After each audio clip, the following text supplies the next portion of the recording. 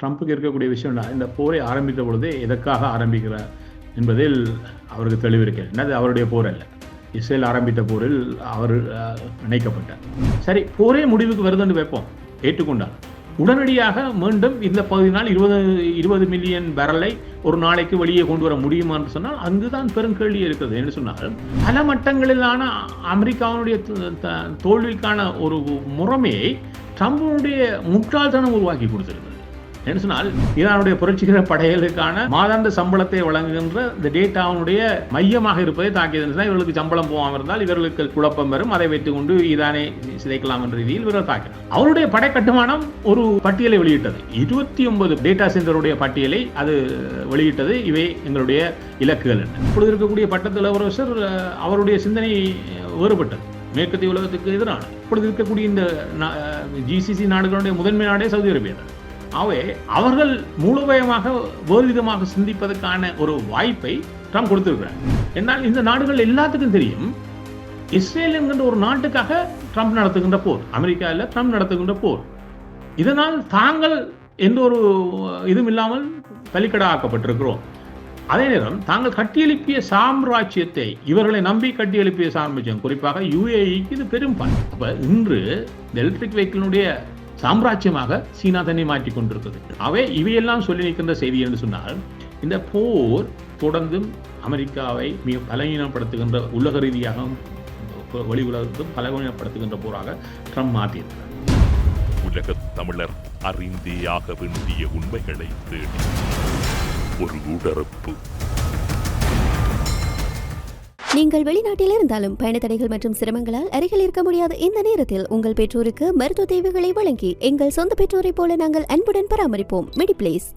ஸ்ரீ காளி மாதா ஜோதிடம். பிரபல ஜோதிடர் பண்டித் மகாராஜா. தொழில், காதல், திருமணம், குழந்தை பாக்கியம் மற்றும் மந்திர சூனிய பிரச்சனைகளுக்கு நிரந்தர தீர்வு. இன்றைய ஊடறுப்பு நிகழ்ச்சியில் எம்மோடு இணைந்திருக்கக்கூடியவர் கனடாவில் இருக்கக்கூடிய அரசியல் ஆய்வாளர் நேரு குணரட்னம் அவர்கள். ஊடறுப்பு நிகழ்ச்சியின் சார்பில் உங்களை வரவேற்பதில் மகிழ்ச்சி. வணக்கம். வணக்கம். இப்போதைய சூழ்நிலையில் டொனால்ட் ட்ரம்ப் அவர்களுடைய 5 நாள் போர் நிறுத்தம் என்பது இருக்கக்கூடிய சூழ்நிலையில் தாக்குதல்களும் இஸ்ரேலால் மேற்கொள்ளப்படுகிறது, ஈரானால் எதிர்த்தாக்குதல் மேற்கொள்ளப்படுகிறது, சில சந்தர்ப்பங்களில் அமெரிக்காவும் தாக்குவதாக கூறப்படுகிறது. இந்த போர் நிறுத்தத்தையும் போர் நிறுத்தத்தின் பின்னர் இருக்கக்கூடிய அரசியலையும் அல்லது அதற்குள் மறைந்திருக்கக்கூடிய முக்கியமான விடயத்தையும் நீங்கள் எப்படி பார்க்கிறீர்கள்? அதாவது இப்போ ட்ரம்ப்புக்கு இருக்கக்கூடிய விஷயம்னா இந்த போரை ஆரம்பித்த பொழுது எதற்காக ஆரம்பிக்கிறார் என்பதில் அவருக்கு தெளிவு இருக்கிறது. என்னது அவருடைய போர் அல்ல, இஸ்ரேல் ஆரம்பித்த போரில் அவர் இணைக்கப்பட்டார். இது ட்ரம்பினுடைய போர், அமெரிக்காவுடைய போர் என்பதை கடந்து அவர் கூறிய கூற்றுக்காக இணைந்தோட வேண்டிய கட்டாயத்தில் அமெரிக்காவுடைய இராணுவம் இதில் உள்நுழைக்கப்பட்டிருக்கிறது. இப்பொழுது எதற்காக வந்தோம் என்று அவர் சொன்ன காரணங்கள் ஒவ்வொரு நாளும் மாறிப்போனது ஆரம்பத்திலே. அவே என்ன காரணத்துக்காக ட்ரம்ப் இந்த போரில் அமெரிக்காவை உள்நுழைத்தார் என்பதற்கான தெளிவில்லாத காரணத்தினால் தான் அமெரிக்காவுடன் இதுவரை அனுசரணை நாடுகளாக, இணை நாடுகளாக இருந்த எந்த ஒரு நாடுகளும் அவர் திருமுறை வருந்தி அழைத்தும் இந்த போருக்குள் தங்களை உள்நுழைத்துக் கொள்ள விரும்பவில்லை. காரணம், தெளிவற்ற ஒரு போரில் உள்நுழைப்பது தங்களுக்கும் ஆபத்தாகும், தங்களுடைய ஆட்சிக்கு ஆபத்தாகும் என்று அந்த ஆட்சி கட்டில் இருக்கக்கூடியவர்கள் தெளிவாக புரிந்து கொண்ட ஒரு காரணத்தினால் தங்களுடைய படைகளை இவ்வாறான இடத்தில் அவர்கள் விலை கொடுக்க தயாராக இருக்கவில்லை. ஆகவே எந்த ஒரு நோக்கமும் இல்லாமல் ஆரம்பித்த போருக்கு ஒரு போரை ஆரம்பிக்கின்ற பொழுது உள்நுழைவது எவ்வாறு, வெளியே வருவது, எக்ஸிட் பிளான் என்று சொல்லக்கூடிய வெளியே வருவதையும் தெளிவாக வரையறுத்தே செல்வார்கள். இப்பொழுது இதற்காக வெளியே வருவதற்கான, என்ன உள்நுழைந்ததற்கான காரணமே தெரியாமல் போன ஒரு காரணத்தினால் வெளியே வருவதற்கான காரணம் கூட தெரியாமலே இருக்கிறார்கள். இதை எவ்வாறு முடிவுக்கு கொண்டு வருவது, நாங்கள் வெற்றி பெற்றோம் என்று இதை முடிவுக்கு கொண்டு வர வேண்டும். ஆனால் இதில் மூலோபாயமாக கடந்த போர்களிலிருந்து கற்றுக்கொண்டதிலிருந்து ஈரான் நிறைவே இந்த போர் அரங்கை மாற்றி அமைத்திருக்கிறது. ஏனென்றால் இறுதியாக 8 மாதங்களுக்கு முதல் நடைபெற்ற இந்த 12 நாள் யுத்தம் கூட அதுக்கு பலவற்றை கற்றிருந்தது. அதாவது விரைவாக இந்த போரை நடத்தி தங்கள் இலக்குகளை எட்டி விட்டோம் என்று இவர்கள் விலகி செல்கின்ற ஒரு பாங்கை அது அவதானித்திருக்கிறது. ஆகவே அது இந்த போரில் எழுந்த உடனேயே தானும் அதே மூர்க்கத்தனத்துடன் நானும் போர் புரிகிறேன் என்ற நிலைக்கு வரவில்லை. அது தன்னுடைய போர் முறை உத்திகளையே மாற்றிவிட்டது. ஆரம்பத்தில் அது ஒரு மந்த போக்கை கடைபிடித்து பின்னர் தன்னுடைய போரை நீண்டு இழுத்து செல்வதும், அதே நேரம் இந்த போரை மூன்று நாடுகளுக்குள் மட்டும் மட்டுப்படுத்தாமல் அதை விரிவாக்கி செல்வதற்கான அனைத்து முயற்சிகளையும் அது செய்தது. அது கணிசமான வெற்றியும் பெற்று இந்த போரை இப்பொழுது வளைகுடா யுத்தமாக மாற்றியிருக்கிறது. ஆகவே அது தன்னுடைய மூலாபாய இதில் பார்த்தீங்கன்னு சொன்னால் அவருடைய முதலில் சொன்னார்கள் அணுவாயுதம் என்ற விடயமே அங்கே ஒரு பேசு பொருளே இல்லை. என்ன அமெரிக்காவில் பேசியிருக்கக்கூடிய உளவுத்துறை தலைவர் வெளிப்படையாக சொன்னார். அவர்கள் 8 மாதங்களுக்கு முன்னர் அவருடைய இது நிர்மூலமாக்கப்பட்டதுதான். அதற்கு பின்னர் அதை கட்டி எழுப்பதற்காக அவர்கள் எந்த ஒரு முயற்சியும் செய்யவில்லை என்றே சொன்னார். ஆகவே அணுவாயுதம் என்பது அங்கே ஒரு பேசு பொருளே இல்லாதவருடையும் பேசு பொருள் ஆக்கப்பட்டது மட்டும்தான். ஆட்சி மாற்றத்தை பற்றி பேசினார்கள். முக்கிய தலைவர்கள் குறிவைக்கப்பட்டார்கள், அவர்கள் அழிக்கப்பட்டார்கள். ஆனால் ஆட்சி மாற்றம் நடைபெறவில்லை. அது சாத்தியமில்லை என்பது இப்பொழுது அவர்களுக்கு தெளிவாக புரிகிறது. ஏனைய விடயங்களை பேசிக்கொண்டாலும் அவருடைய எல்லா வான்படை, கடற்படை, ஏவுகணைகளை எல்லாம் அழித்து விட்டோம், தளங்களை எல்லாம் அழித்து விட்டோம்னு சொன்னது பின்னரும் கூட இப்பொழுது 3 வாரங்கள் முடிந்து கிட்டத்தட்ட 1 மாதங்கள் முடிகின்ற பொழுதும் கூட இப்பொழுதும் ஏவுகணைகள் வீசப்படுகின்றன. இதை ஒரு முழுமையான போராக செய்யாமல் இந்த காலத்தை நீளடிப்பதும் இதனால் உலகளாவிய ரீதியில் அழுத்தத்தை அதிகரிக்கின்ற என்ற பன்முகப்பட்ட ஒரு பொறிமுறைக்குள் ஈரான் நகர்ந்து கொண்டிருப்பது இப்பொழுது தெளிவாக அவர்களுக்கும் புரிகிறது. ஆகவே இப்பொழுது எப்படி வெளியே வருவது என்றால், இப்பொழுது இந்த போரை முடித்து வைப்பது நானாகத்தான் இருப்பேன் என்கிறது ஈரான். ஏனென்றால் என்னுடைய கோரிக்கைகள் ஏற்றுக்கொள்ளப்பட்டால் நான் இந்த போரை முடிவுக்கு கொண்டு வருவேன் என்ற நிலைக்கு அது மாறி இருக்கிறது. ஆகவே அவர்களுடைய கோரிக்கையை ஏற்றுக்கொள்வதாக இருந்தால் இந்த போரை வெற்றியை கொண்டாட முடியாத சூழலுக்கு ட்ரம்ப் தள்ளப்படுவார். அதை அவர் எந்த விதத்திலும் ஏற்றுக்கொள்ள மாட்டார். ஆகவே இப்பொழுது இருக்கக்கூடிய சூழலில் அதுக்கான முயற்சிகள் நடைபெறுவது. இப்பொழுது அமெரிக்காவுடைய உதவி ஜனாதிபதி பாகிஸ்தான் போகிறார், வின்ஸ் போகிறார். அங்கு பேச்சுவார்த்தை நடத்தப்படும். ஏன்னா அவர் இப்பொழுது இந்த பேச்சுவார்த்தையினுடைய கதாநாயகர்களாக இருவரை அவர் வகைப்படுத்துகிறார். ஒன்று அமெரிக்காவுடைய உதவி ஜனாதிபதி, இரண்டாவது அமெரிக்காவினுடைய வெளிவிவகாரத்துறை செயலாளர் இருக்கக்கூடிய ரூபியோ. இவர்கள் தான் இதில் பேச்சுவார்த்தை என்ற ரீதியில் இப்பொழுது பாகிஸ்தானில் இந்த பேச்சுவார்த்தைகள் மையப்படுத்தப்படுவதாகவும் அவர்களால் முன்னிலைப்படுத்துவார்கள் என்றால் இதுவரை இந்த தளத்தில் இந்த பேச்சுவார்த்தைகளுக்கு நடுநாயகர்களாக இருந்த இருவர், அது கட்டாராக இருந்தாலும் சரி, ஓமானாக இருந்தாலும் சரி, வெளிப்படையாக சொல்லிவிட்டார்கள் நாங்கள் இனிமேல் இதுக்குள் வரப்போவதில்லை. அதுக்கு காரணம் இருக்கிறது. ஓமான் ஒரு விடயத்தை தெளிவாக சொன்னதுன்னா அவர்கள்லாம் இறுதியாக நடந்த பேச்சுவார்த்தையை நடத்தி கொண்டிருந்தார்கள். பேச்சுவார்த்தை கணிசமாக முன்னோறி கொண்டிருக்கின்றதை வெளிப்படையாக பேசிக் கொண்டிருக்கக்கூடிய காலத்திலேயே இந்த போர் ஆரம்பிக்கப்பட்டது. அதனால் இனிமேல் இதுக்கள் வருவதற்கு அவர்கள் தயாராக இருக்கவில்லை. ஏன்னு சொன்னால் நாங்கள் கொடுத்த அந்த நம்பிக்கையை இப்பொழுது ஈரான் மத்தியில் அவர்கள் இழந்திருக்கிறார்கள். என்று சொன்னால் இவர்களுக்கு தெரியாமலே அந்த போர் ஆரம்பிக்கப்பட்டதாக தான். அவை நாங்கள் ஒரு பேச்சுவார்த்தைக்கு வந்து நடுநாயகமாக இருக்கிறோம் என்று சொன்னால் அதுக்கு இருதரப்பும் ஒத்துழைக்கவில்லை. குறிப்பாக அமெரிக்கா இந்த விடயத்தில் ஒத்துழைக்கவில்லை என்பது அவர்களுக்கும் தெளிவாக தெரிகிறது. அவை அந்த ஒரு காரணத்தினால் இப்பொழுது 3வது தரப்பாக, புதிதாக ஒரு தரப்பாக பாகிஸ்தான் பேசப்படுகிறது. இது கணிசமாக நகருமா என்ற கேள்விதான். ஏன்னா 15 புள்ளிகள் அடங்கிய விடயத்தை நாங்கள் கொடுத்திருப்பாக அமெரிக்கா சொல்லுகிறது. இந்த 15 புள்ளிகளில் பலவற்றை நிச்சயமாக ஈரான் ஏற்றுக்கொள்ளப் போவதில்லை, நாங்கள் அதை நிராகரிக்கிறோம் என்று சொல்லி போட்டு நாங்கள் மேலதிகமாக 5 வைக்கிறோம். இந்த 5ஐ ஏற்றுக்கொண்டால் அமெரிக்காவுடன் நாங்கள் இந்த விஷயத்தில் நாங்கள் அடுத்த கட்டத்துக்கு நகர்வதற்கு தயாராக என்று சொல்லி ஈரான் ஒரு 5 விடயங்களை வைக்கிறது. ஆனால் அந்த 5 விடயங்களை நிச்சயமாக அமெரிக்கா ஏற்றுக்கொள்ளப் போவதில்லை.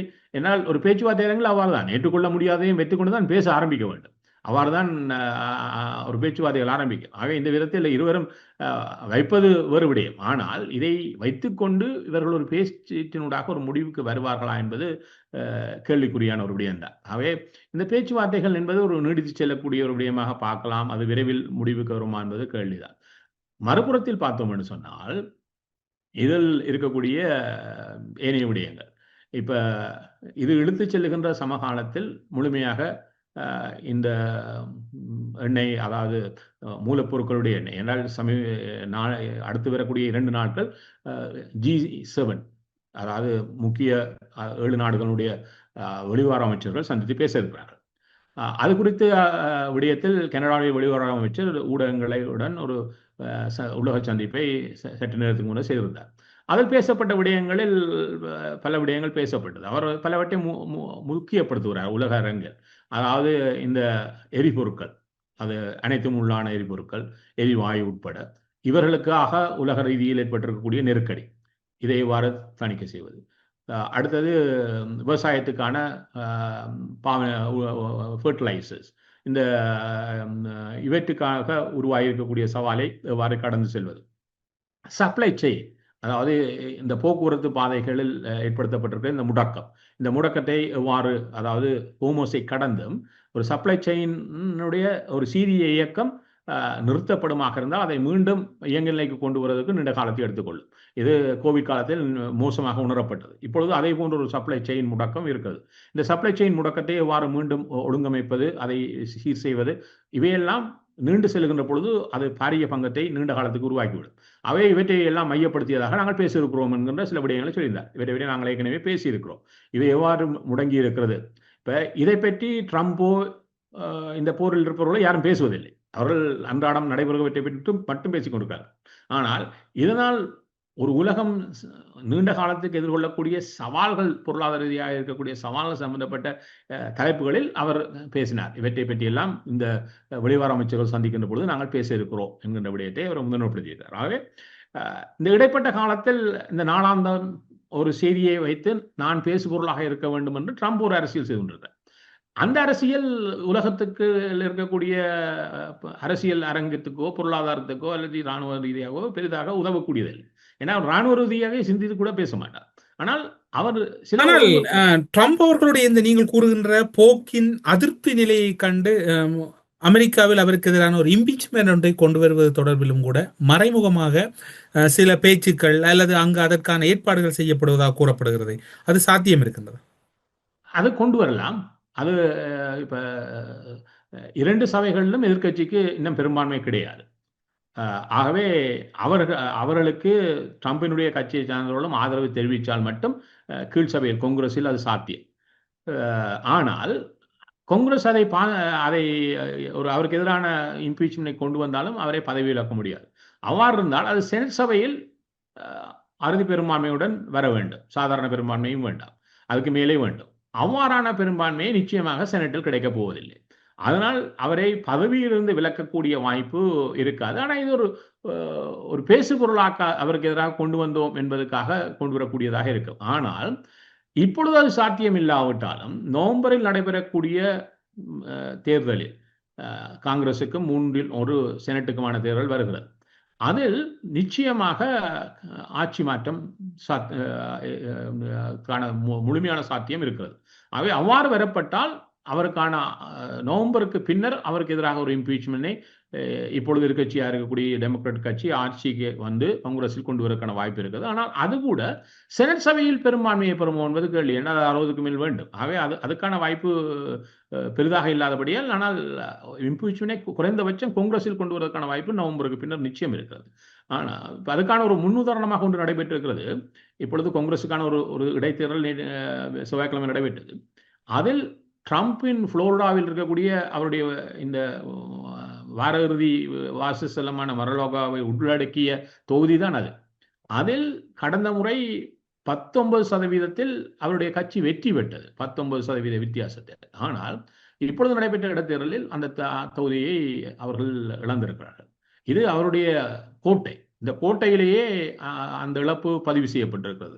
அதனுடைய செய்தி என்னன்னு சொன்னால், நவம்பரில் வரக்கூடிய தேர்தல் எவ்வளவு தூரம் அவருக்கு மோசமான பாதகமாக மாறும் என்பதற்கான முன்னுதாரணங்கள். பல இடைத்தேர்தலை அவர்கள் தொடர்ச்சியாக இழந்து வருகிறார்கள். அவை இது ஒரு செய்தியை சொல்லுகிறது, நவம்பரில் அவருக்கு எவ்வாறான அச்சுறுத்தல் அரசியல் ரீதியாக இருக்கிறது. ஆனால் அவர்கள் எதை சொன்னாலும் கூட ட்ரம்ப் ஒன்று செய்கிறார். அதாவது சட்டங்களுக்கு, அமெரிக்காவுடைய ஒரு 250 வருட கால சட்டங்களுக்கு, அரசியல் யாப்புக்கு புறம்பாகவே பலவற்றை செய்து கொண்டிருக்கிறார். அவர் இந்த தேர்தலை நடத்தாமல் கூட சிந்திக்கிறார். ஏதாவது ஒன்றை வைத்துக் கொண்டு ஒரு போர் சூழலே ஒரு தொடர்வாராக இருந்தால், தேசம் போருக்குள் இருக்கிறது, தேசத்தினுடைய போர் நிலைமை கண்டு சொல்லி முடக்குவதை கூட சிந்திக்கிறார். அவரோட அது சாத்தியம் உள்ளது என்பதை கடந்து ஏதோ வகையில் தனக்கு எதிரான வடிவங்களை பல வடிவங்களில் முடக்குவதற்கான சிந்தனை பரப்பில் தான் அவர் இருக்கிறார். அவர் உள்ளார்ந்த ரீதியில் பல சவால்களை எதிர்கொள்கிறார். அவருடைய கட்சிக்குள் அவருக்கு ஆதரவு நிலையில் இருந்த ஒரு 1/3 பகுதியினர், அதாவது கடும் கோட்பாளர் வலதுசாரிகள், அவருக்கு முழுமையாக இந்த போரை மையப்படுத்தி எதிரியாக மாறி நிற்கிறார். அவர் உள்ளக ரீதியாக பல சவால்களுடைய மத்தியில் பயணித்துக் கொண்டிருக்கிறார்.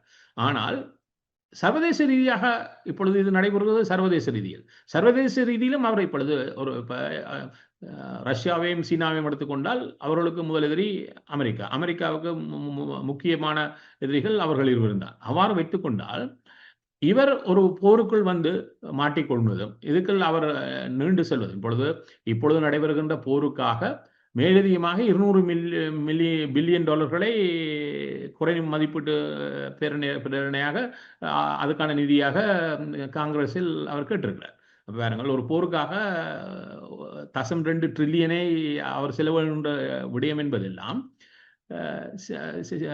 சீனாவுக்கும் சரி ரஷ்யாவுக்கும் சரி மகிழ்ச்சி தரக்கூடிய விடயங்கள் என்று சொன்னால், அவர் ஒரு போருக்குள் வந்து நிற்பதும், அதில் அவர் மேலதிக செலவினங்களை வைத்துக் கொள்வதும், அதில் அவர் தனித்து விடப்படுவது, ஏன்னா இந்த போரில் தனித்து விடப்பட்டிருக்கிறார், அவை தனித்து விடப்படுவது, இதனால் அவர் மேலதிக பலகீனங்களை அடைவதையும் இந்த எதிரி தரப்பாக இருக்கக்கூடிய இரு தரப்புறம் விரும்புவார்கள் போன்று.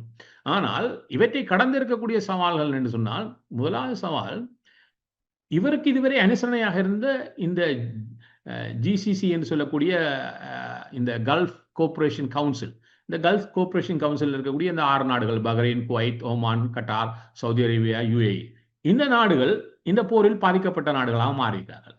இப்ப இவர்கள் இதுவரை என்ன செய்தார்கள் என்று சொன்னால், தங்களுடைய இலக்கை நிலையை அங்கு தக்க வைத்துக் கொள்வதற்காக அமெரிக்க தளங்களை முதல் அங்கு அனுமதித்தார்கள். ஏன்னு சொன்னால், நாங்கள் மிக சிறிய நாடுகள், நாங்கள் பாதுகாப்பாக ஒரு கட்டமைப்பை உருவாக்கினால் நாங்கள் வளரலாம் என்கின்ற ஒரு நோக்கில் தான் இந்த கடந்த 30 ஆண்டுகளாக இவ்வாறான ஒரு நிலையை அவர்கள் அனுமதித்தார்கள். அமெரிக்க தளங்களை அனுமதித்தார்கள். இந்த அந்த தளங்களை தங்களுக்கு பாதுகாப்பான தளங்களாக இருக்கும் என்று நம்பினார்கள். நம்பிக்கையின் அடிப்படையில் பல பில்லியன் டாலர்களை தாங்களும் கொடுத்து அமெரிக்க தளங்களுக்கு முதலீடு செய்தார்கள். இதன் விளைவாக ஒரு சாம்ராஜ்யத்தை இந்த வட்டகையில் இந்த நாடுகள் கட்டியெழுப்பினார்கள். UAE ஒரு கனவு உலகத்தையே அங்கு கட்டியெழுப்பியது துபாய். இந்த கனவு உலகத்துக்கள் நம்பி, இவர்கள் நம்பியது மட்டுமல்ல, இவர்களை நம்பி அமெரிக்காவுடைய முதன்மை தளங்களே அங்கு தங்களுடைய நிறுவனங்க இதை உருவாக்கினார்கள், தளங்களை. இதற்காக உலகத்தில் இருக்கக்கூடிய திறமைசாலிகள் அங்கு இணைக்கப்பட்டு, துபாயில் அந்த நாட்டு மக்களைச் சேர்ந்தவர்கள் 12%, 88% வெளியிருந்து வந்தவர்களை வைத்துக்கொண்டு ஒரு கனவுலகம் அங்கு கட்டி எழுப்பப்பட்டது. ஆகவே இவர்கள் மட்டும் நம்பவில்லை, ஏனவர்கள் நம்பி வந்தார். இன்று இவர்களுக்கு தெரியாமல் இந்த போர் இந்த வட்டகையில் வேண்டாம், அது எங்களை பாதிக்கும் என்று சொன்னதையும் மீறி இங்கு போர் ஆரம்பிக்கப்பட்டது. இந்த போர் ஆரம்பித்ததன் விளைவு அவர்கள் எதிர்பார்த்தது போல அவர்களும் குறிவைக்கப்பட்டார்கள். முதலில் அமெரிக்க தளங்கள் குறிவைக்கப்பட்டன. பின்னர் அமெரிக்காவுடைய நலன் சார்ந்த நிறுவனங்கள் குறிவைக்கப்பட்டன. பின்னர் இந்த நாடுகளுடைய தலை நகரங்களே குறிவைக்கப்பட்டன. ஆனால் என்ன செய்தார்கள்? அமெரிக்காவில் தங்களுடைய தளங்கள் இருந்த வீரர்களையும் உபகரணங்களையும் பாதுகாப்பான இடங்களுக்கு நகர்த்தி போர் செய்தார்கள். இவர்கள் காப்பாற்றப்படவில்லை. விளைவு பாரதமான தங்களுடைய இதிலேயே தாக்கத்தை இவர்கள் எதிர்கொண்டார்கள். இதுவும் சாதாரணமாக நடைபெறவில்லை. இதில் எதிர்ப்புறமையாக எதுவும் இப்பொழுது நான் இந்த போர் இங்கு விரிவாக்கம் அடைந்தால் என்னென்ன இடங்களை தாக்குவேன் என்று இந்த போர் ஆரம்பிப்பதற்கு முன்னரே இந்த போர் இங்கு செய்யப்படுமாக இருந்தால் சொல்லி ஈரான் பாதுகாப்பு கவுன்சிலில் வைத்து ஒரு பட்டியலை கொடுத்தது. அது இந்த இடங்களை தாக்குவோம் என்று சொன்ன இந்த இடங்கள்லாம் சொல்லிச்சோ அதை தாக்கியது. ஆனால் அந்த இடங்கள் தாக்கப்பட்ட பொழுது அவை முழுமையாக காப்பாற்றப்படவில்லை அமெரிக்காவினால். இந்த நாடுகளுக்கு ஒருவேளை இங்கு இன்னும் ஒரு சந்தேகம் இருக்கிறது. நீங்கள் கூறுகின்ற போது அமெரிக்காவினுடைய திட்டம் இதுவாக இருந்ததோ, அதாவது மத்திய கிழக்கையும் முழுமையாக ஒரு வறுமை நிலைக்குள் அல்லது கடந்த காலங்களில் இருந்தது போன்று ஒரு பாலைவன நிலைக்குள் தள்ள வேண்டும் என்பது டொனால்ட் ட்ரம்பினுடைய ஒரு நீண்ட எதிர்பார்ப்பாக இருந்ததா? அவ்வாறு அவர் தள்ளுவாராக இருந்தால் அதனுடைய வினைகளை அமெரிக்கா, உலகம் மட்டுமல்ல அமெரிக்காவும் எதிர்கொண்டுதான் ஆக வேண்டும். ஏனென்று சொன்னால் உலக வியாபாரம் பொழுது ட்ரம்பினுடைய சிந்தனை அவ்வாறு இருக்கிறது. ஏன்னா ட்ரம்பை பொறுத்தவரை அவர் சிலதை சிந்திக்கிறார், சாத்தியமற்றதெல்லாம் சிந்திக்கிறார். ஆனால் இதெல்லாம் சரிவரும் என்று நினைக்கிறார். ஆனால் அவையெல்லாம் பிழையாக நடைபெறுகிறது. ஆனால் அதை கூட அவர் புரிந்து கொள்வதாக இல்லை. என்னதான் சில பேர் சொல்லுவார்கள், நான் பிடித்த முயலுக்கு ஒரு கால் என்று நிற்பவர்களை எப்பொழுதும் 4 காலுக்கு கொண்டு வர முடியாது. ட்ரம்ப் 3 கால் என்று கூட ஒத்துக்கொள்ள மாட்டார். ட்ரம்பை பொறுத்தவரை அவர் பிடித்த முயலுக்கு ஒரே ஒரு கால் தான். அதை எல்லாரும் ஏற்றுக்கொள்ள வேண்டும். ஆனால் அந்த நிலையில் தான் இருக்கும். இப்ப பாருங்கள், அமெரிக்காவுடைய முதன்மை தளங்கள் இப்ப நான் சொன்னேன், ஈரான் ஒரு பட்டியலை கொடுத்தது. பின்னர் இந்த போர் ஆரம்பித்த உடனேயே ஈரான் தன்னுடைய எதிர்வினையை ஆட்டுவதற்காக அமேசானுடைய 3 டேட்டா சென்டர்ஸ் என்றால் இவர்களுடைய மூலோபாயம் டேட்டா சென்டர்ஸ் எல்லாம் இப்பொழுது இந்த பட்டையில் தான் கட்டி எழுப்பப்பட்டிருக்கிறது. யுஏயிலிருந்து 2ஐயும் பஹ்ரைனிலிருந்து 1ஐயுமாக 3 அவர்களை AWS என்று சொல்வார்கள். இந்த அமேசானுடைய டேட்டா சென்டர் 3ஐ தாக்கியது முதல் கட்டமாக. தாக்கியவுடன் இஸ்ரேல் என்ன செய்ததுன்னு சொன்னால் தெஹ்ரானில் இருக்கக்கூடிய அவருடைய மூலோபாய ஒரு வங்கியினுடைய டேட்டா சென்டரை தாக்கியது. அந்த டேட்டா சென்டரை தாக்கியதுக்கு ஒரு காரணம் சொல்லப்படும் சொன்னால் அவர்கள்தான் இந்த ஈரானுடைய புரட்சிகர படைகளுக்கான மாதாந்த சம்பளத்தை வழங்குகின்ற இந்த டேட்டாவுடைய மையமாக இருப்பதை தாக்கியது. இவர்களுக்கு சம்பளம் போகாமல் இருந்தால் இவர்களுக்கு இந்த படை வீரர்களுக்கு குழப்பம் வரும், அதை வைத்துக் கொண்டு ஈரானை சிதைக்கலாம் என்ற ரீதியில் இவர்கள் தாக்கினார். அதற்கு பின்னர் அவருடைய படை கட்டுமானம் ஒரு பட்டியலை வெளியிட்டது. 29 டேட்டா சென்டருடைய பட்டியலை அது வெளியிட்டது. இவை எங்களுடைய இலக்குகள் என்று. அதில் பார்த்தீங்கன்னு சொன்னால் அமேசானுடைய 5 மைக்ரோசாஃப்டினுடைய டேட்டா சென்டர்ஸ் தகவல் இது, 6 IBM-இனுடையது, 3 பிளைன்டருடையது, 4 கூகுளினுடையது, 3 நிவேடா, 3 ஒரேக்கிள். இது அமெரிக்காவுடைய இன்றைய தகவல் தொழில்நுட்பத்துடைய மூலமாக கட்டமைப்புகளுடைய டேட்டா சென்டர் மொத்தம் 29ஐ அவர் பட்டியலிட்டார். இந்த பட்டியலில் ஆழமாக யோசித்தால் புரியும், இந்த பட்டியலை வழங்கியதுக்கு பின்னால் நிச்சயம் ரஷ்யா இருக்கிறது. ஏன்னு சொன்னால் ரஷ்யாவுக்கு இவர்கள் மீது ஒரு குறி இருந்ததுன்னு சொன்னால் இதில் இருக்கக்கூடிய கணிசமானவர்கள் ஒரேக்கிள், கூகுள் எல்லாம் இவர்கள் ஒன்றை செய்தார்னு சொன்னால் இன்றைய இந்த புதிய இவர்கள் வறுமையாக டேட்டா சென்டர் மட்டுமல்ல, அமெரிக்காவுடைய தேசிய பாதுகாப்பிலும் இவர்களுக்கு கணிசமான பங்கு இருக்கிறது. என்ன, இன்றைய போரியல் தகவல் தொழில்நுட்பத்துடன் இணைக்கப்பட்டிருக்கிறது. தகவல் தொழில்நுட்பம் இன்றைய போரியலில் ஒரு பெரும் பங்கை வகிக்கிறது. இந்த நிறுவனங்கள் தாங்களாகவே முனைந்து உக்ரைனில் நடைபெறக்கூடிய ரஷ்யாவுடான போரில் உக்ரைனுக்கான நிறைய தகவல்களை ஒத்தாசைகளை இந்த தொழில்நுட்பம் சார்ந்து உக்ரைனுக்கு வழங்கி கொண்டிருக்கிறது. இது ரஷ்யாவுக்கு தெரியும். இது ரஷ்யாவுக்கு ஒரு கோபம் இருக்கிறது இவர்கள் மீது. ஏன்னா இவர்கள் மீது உக்ரைனில் தாக்கம் செய்யணும், இவர்கள் உக்ரைனில் இல்லை. இப்பொழுது ஈரான் இவர்களை மையப்படுத்திய தாக்குதலை தீவிரப்படுத்தியது, இவர்களை பட்டியலும் விட்டது. இந்த பட்டியலுக்கு பின்னால் நிச்சயமாக உக்ரைனை கடந்து, அதாவது அந்த பட்டியலில் அவர்களுடைய முதன்மை பட்டியலில் இருந்தவர்கள் யார் யாராக இருக்கிறார்கள், முதன்மை இலக்காக இருந்தது?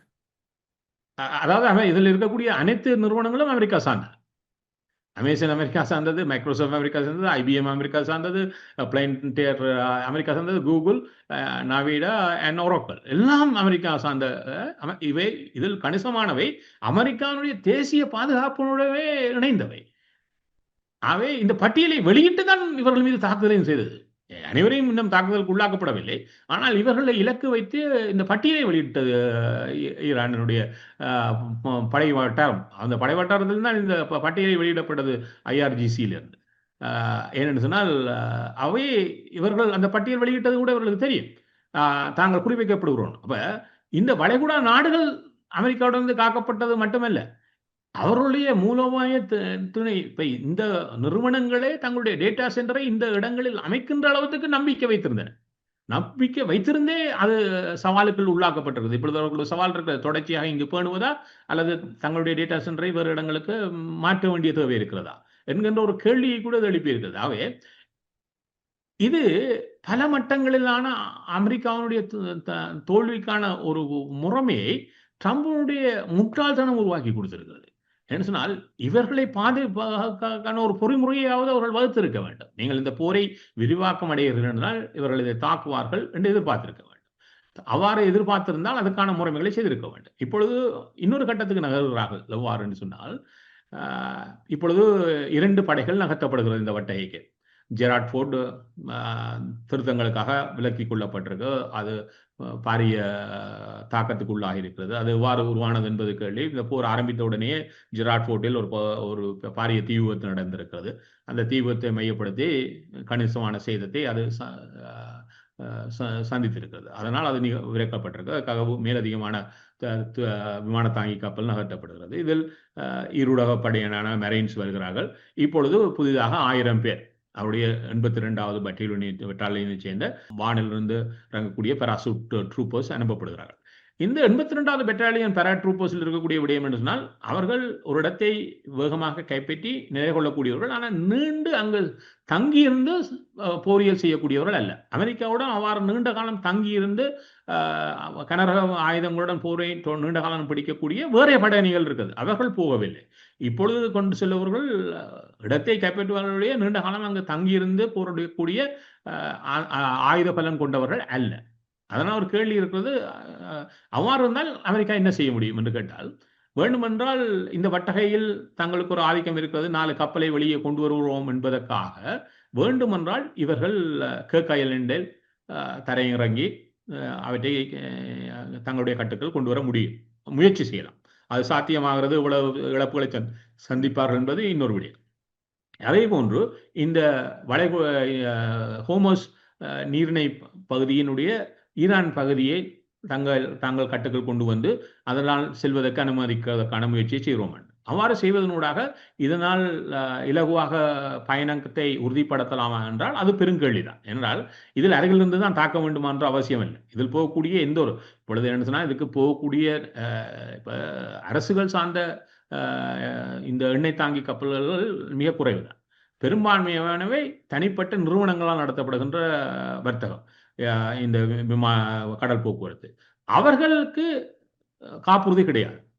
அந்த காப்புறுதி இல்லாமல் அவர்கள் இந்த இடத்துக்கு போவதற்கு தயாராக இருக்க மாட்டார்கள். அதுக்கு ட்ரம்ப் சொல்கிறார், நாங்கள் காப்புறுதி கொடுப்போம் என்று. இது ஒரு 3 கிழமையாக சொல்கிறார், நாங்கள் காப்புறுதி கொடுப்போம் என்று. அதை எவ்வாறு கொடுப்பது என்ற பொறிமுறையை கடந்து பேசுகிறார். ஆகவே அது சாத்தியமா இருந்தால் இன்னொன்று இருக்கிறது. சரி, போரே முடிவுக்கு வருதுன்னு வைப்போம், ஏற்றுக்கொண்டால் உடனடியாக மீண்டும் இந்த பகுதியினால் 20 மில்லியன் பேரலை ஒரு நாளைக்கு வெளியே கொண்டு வர முடியுமா என்று சொன்னால் அங்குதான் பெருங்கேள்வி இருக்கிறது. என்று சொன்னால், ஒன்று, இப்பொழுது இந்த 6 வளைகுடா நாடுகள், இந்த GCC என்று சொல்லக்கூடிய 6 நாடுகள், 7வது நாடாக நாங்கள் இதில் ஈராக் உள்ளடக்கம் அல்ல. இப்போ ஈரானை சேர்த்த 8 நாடுகள் நூடாக எண்ணெய் எரிவாயுக்களால் வரப்போறோம்னு சொன்னால் அவை இப்பொழுது இயங்கு நிலையில் இல்லை. ஏன்னு சொன்னால் இயங்கின் நிலையில் அவருடைய குதங்கள் இருந்து அதனூடாக வயல்கள் இருந்து இந்த எண்ணெய்கள் எரிவாயுகள் எடுக்கப்பட்டால் அவை உடனடியாக ஏற்றப்பட்டு கொண்டிருந்தன. இப்பொழுது ஏற்றப்படவில்லை. அங்கு சேமித்து வைக்கக்கூடிய வசதி ஓரளவு தான் இருக்கிறது. அந்த சேமிப்பு வசதியை மீறிய சூழல் வந்துவிட்டது. அவ்வாறு சொன்னால் என்ன செய்யப்படும்? உடனடியாக அந்த வேலைகள் நிறுத்தப்பட வேண்டும். அவை உடனடியாக நிறுத்தப்படுவதில்லை. அவர்கள் ஒரு 2 வாரங்கள் என்றான குறைந்தபட்சம் எடுத்துக்கொள்ளும் படிமுறையில் அவற்றினுடைய இயக்கத்தை நிறுத்தி வைப்பதற்கு. பின்னர் உடனடியாக அவை ஆரம்பிக்க முடியாது. அவர்கள் குறைந்தது 2 வாரம் எடுக்கும் அவையை படிமுறையில் மீண்டும் ஆரம்பித்து இயக்க நிலைக்கு கொண்டு வருவதற்கு.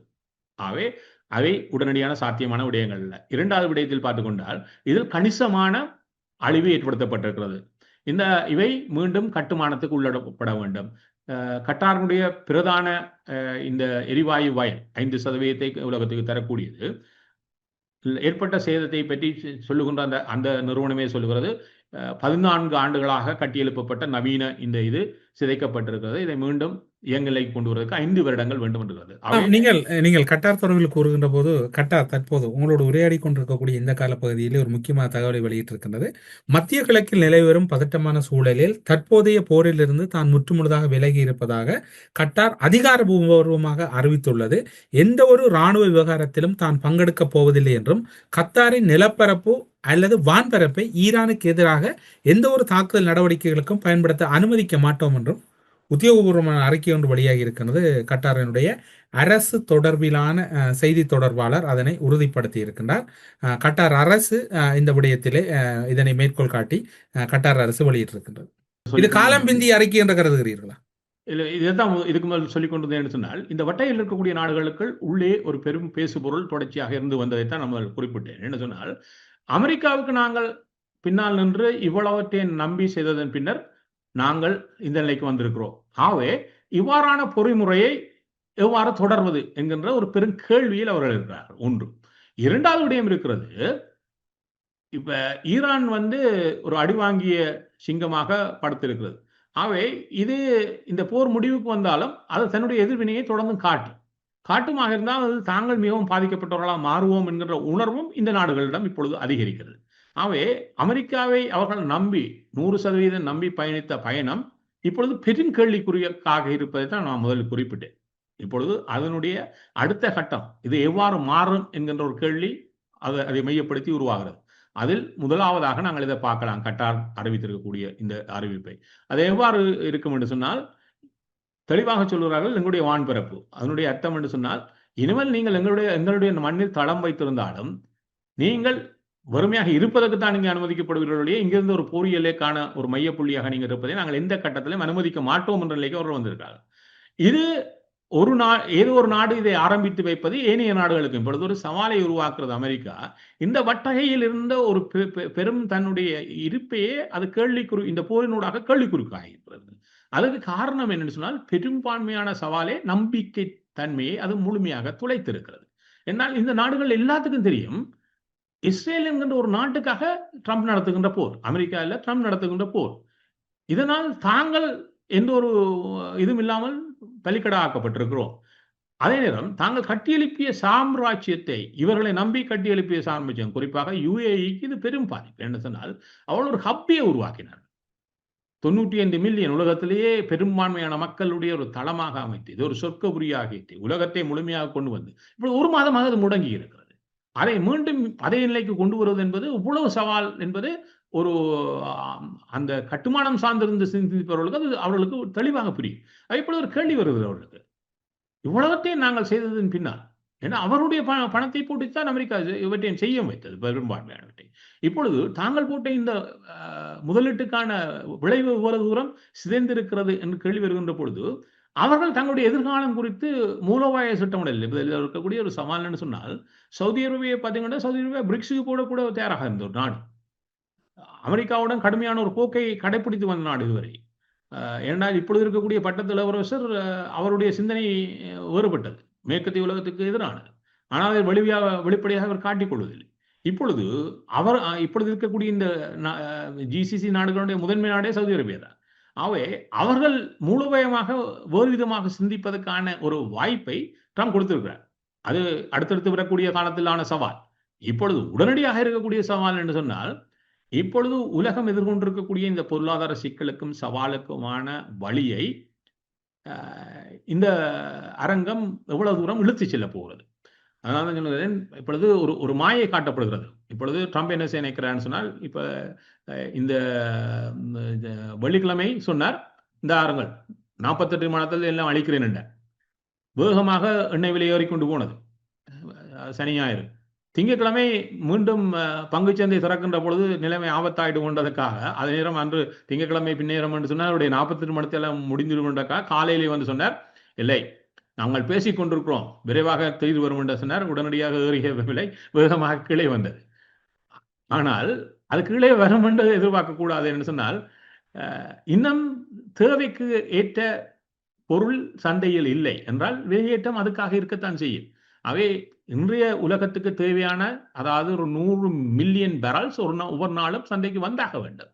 இல்லை என்றால் சிக்கல். ஆகவே அந்த 100 மில்லியன் இல்லை என்று சொன்னால் வெளியேற்றம் இருந்துதான் ஆகும் என்றால் போதிய அது மீண்டும் ஏற ஆரம்பித்ததனுடைய விளைவுதான் அது. பின்னர் இன்னொன்றை சொன்னார், இந்த 5 நாட்களும் ஏமாற்றி வைப்பதற்காக. இந்த 5 நாட்களுக்கும், ஏன்னா இந்த 5 நாட்களும் தான் சந்தைகள் இருக்கும், பிறகும் வார இறுதி வந்துவிடும். அதற்காக சொன்னார், இன்னும் 5 நாட்களில் நாங்கள் பேசி ஒரு முடிவுக்கு வருவோம் என்று சொல்லி அதை காலங்கடத்த வைக்கிறார். இது சொல்வதால் புலி வருவது கதை போலதான். ஒரு முதலாவது முறைக்கு மாற்றம் வரலாம், 2வது முறைக்கு வரலாம், 3வது முறைக்கு மாற்றலாம், அதுக்கு பின்னர் வரவே வராது என்ற சூழலுக்கு அதை இட்டு சென்று விடும்.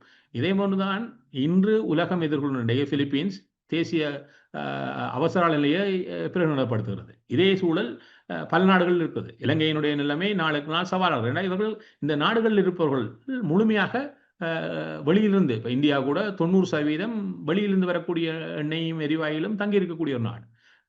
சீனா வித்தியாசமானது. சீனா இவ்வாறான ஒரு சூழலை முன்கூட்டியே தீர்மானித்து பல முன்னேற்பாடுகளை செய்து வைத்திருக்கிறது. அதே நேரம் உலகத்துக்கு ஒரு செய்தியை சொல்லுகிறது. பாருங்கள், 2022ஆம் ஆண்டு ரஷ்யா போரை உக்ரைனில் ஆரம்பித்தவுடன் இதேவாறுதான் எண்ணெய் விலை ஏறியது. அது உலகளாவிய சவாலை உருவாக்கியது. இது மீண்டும் உருவாக்கப்படுகிறது குறுகிய காலத்திலே. இது ஒன்றை திருப்பி சொல்லுகிறது என்று சொன்னால், இந்த எண்ணெய் விவகாரத்தில் மட்டும் தங்கியிருப்பது நீண்ட காலத்தில் முதன்மை நாடுகளுக்கு எவ்வளவு சவாலாக மாறும். அவ்வாறு இருந்தால் மாற்றீடுகளாக நீங்கள் என்னத்தை செய்து வைக்கப் போறீர்கள், எதை தயாரித்து வைக்கப் போறீர்கள், அதற்கான முறைமைகளை எவ்வாறு வகுத்துக் கொள்ளப் போறீர்கள் என்ற அவசரத்தை உருவாகிறது. இந்த இடத்தில் பார்த்தீங்கன்னா மீண்டும் சீனாவுக்கு ஒரு பெரும் வாய்ப்பை அது கொடுக்கிறது. காரணம் என்னென்னு சொன்னால், இப்பொழுது எலக்ட்ரிக் வெஹிக்கிள் என்ற ஒன்றை பற்றி பேசுகிறோம். இந்த எலக்ட்ரிக் வெஹிக்கிள்ல அங்கு கொடுக்கப்படுமாக இருந்தால், அந்த எலக்ட்ரிக் வெஹிக்கிளினுடைய விற்பனை என்பது ஒரு பெரிய என்றால் நாங்கள் இந்த சவாலிலிருந்து வெளியே வரலாம் என்று சிந்திக்கக்கூடியவர்கள் எலக்ட்ரிக் வெஹிக்கிளுடைய விற்பனையை அதிகரிக்கலாம். எலக்ட்ரிக் வெஹிக்கிளுடைய என்று சொன்னால் நீண்ட காலமாக டெஸ்லான்றதான் எலக்ட்ரிக் வெஹிக்கிள். அதுதான் ஒன்று இருந்த ஒரு காலம் இருந்தது. அவர்கள் தனிக்காட்டு ராஜாவாக எலன் மஸ்க் தெரிந்த காலம். அதை கடந்த ஆண்டு ஆரம்பத்தில் சீனாவுடைய BYD கடந்தது என்பது மட்டும்தான் செய்தி. ஆனால் கடந்த ஆண்டினுடைய முதல் 8 மாதங்களில் ஆகஸ்ட் வரையுமான 2025 ஆண்டில் ஆகஸ்ட் வரையுமான 8 மாதங்களில் இந்த எலக்ட்ரிக் வெஹிக்கிள் விற்பனையில் பார்த்தீங்கன்னா உலக சந்தையில் விற்கப்பட்ட இந்த மின்சார வாகனங்களில் BYD மட்டும் 19.9 20% அவர்களே மட்டும் செய்திருக்கிறார்கள். அதாவது 2.6 மில்லியன் இதை செய்திருக்கிறார்கள். சீனாவுடைய இரண்டாவது கம்பெனியான கிலே 1.3 மில்லியன், அதாவது 10.2% இருக்காது. இதே நேரத்தில் டெஸ்லாவை பார்த்தீங்கன்னு சொன்னால் 1 மில்லியன் இது கூட தொடவில்லை. வெறும் 7.7% டெஸ்லா நிற்கிறது. சீனாவினுடைய 5 பிரதான